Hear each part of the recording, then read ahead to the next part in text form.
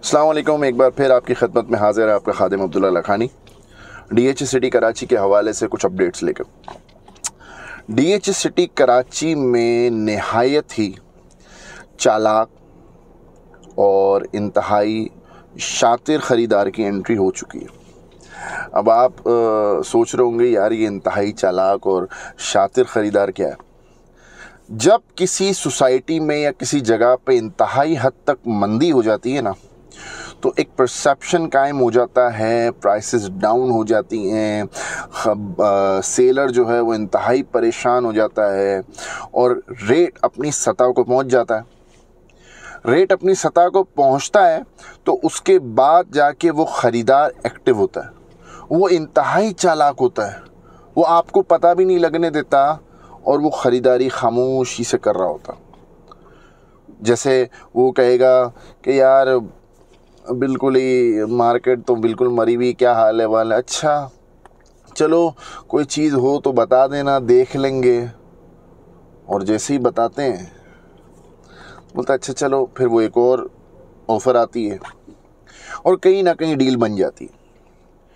तो DH city Karachi में काफ़ी मंदी के बाद ख़रीदार आया है, तेज़ी नहीं आई, बट 125 गज़ में ख़रीदारी शुरू हो चुकी है और 500 गज़ में भी ख़रीदारी शुरू हो चुकी है।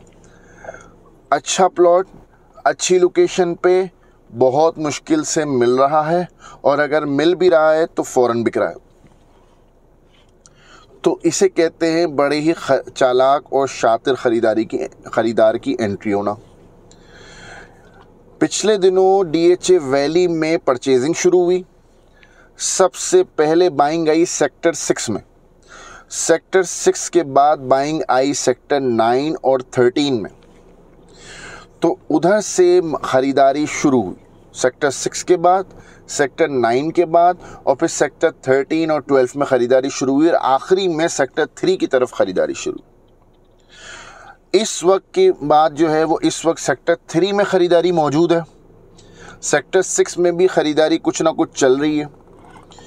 सेक्टर 13 में भी काफ़ी ज़्यादा ख़रीदारी चल रही है। इसमें सरे फहरिस्त जो आ रहा है वो शौकत खानम के नियरेस्ट जितने भी प्लॉट्स हैं वो आपको अच्छी लोकेशन पे इंतहाई मुश्किल से, और बड़ी ही कंपटीशन वाली बात है कि इंतहाई मुश्किल से आपको मिल रहे हैं, क्योंकि इसका काम थोड़ा सा टिपिकल है। तो हर बंदा हर एक से काम ट्रांसफ़र्स लेने में थोड़ा सा कतराता है।